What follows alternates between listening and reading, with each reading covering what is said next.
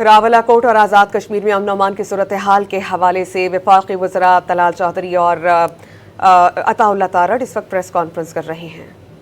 2,500 سے اوپر کا نمبر کبھی بھی نہیں گیا، تو یہ پرتشدد جتھا جس سے آج اسلحہ بھی برآمد ہوا، ممنوع اسلحہ بھی برآمد ہوا، انہوں نے فائرنگ بھی کی اور امن کو نقصان پہنچانے کی کوشش کی، امن کو خراب کرنے کی کوشش کی۔ تو یہ تو ڈے ون سے ہم کہہ رہے تھے کہ یہ پرامن احتجاج نہیں ہے، یہ پرامن پروٹیسٹرز نہیں ہیں، یہ ایک پرتشدد جتھا ہے، یہ ملیٹنٹس ہیں اور یہ بیرونی ایجنڈے کے اوپر اور انڈیا کی فنڈنگ کے اوپر اپنی کیمپین بھی چلاتے ہیں اور یہ کشمیر کے امن کو بھی خراب کرنا چاہتے ہیں۔ تو ان کا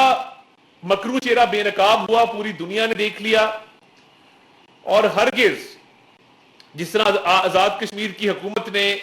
آج کہا کہ ہرگز ان کو اجازت نہیں دیں گے کہ یہ امن امان کی صورتحال کو خراب کریں، عوام کے جان و مال کو نقصان پہنچائیں اور کشمیر کے اندر خرابی پیدا کریں،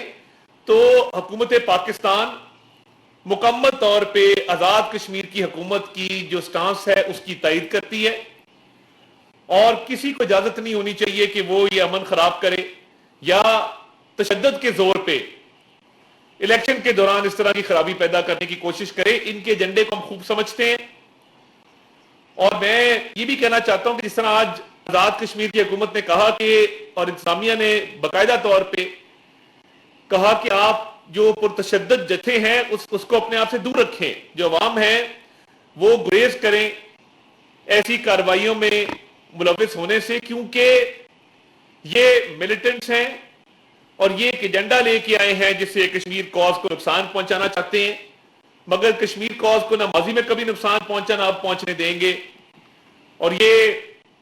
جو ان کی کشمیر مخالف پالیسیز ہیں اس جتھے کی وہ ناکام ہوگی اور ناکامی ان کا مقدر بنے گی انشاءاللہ۔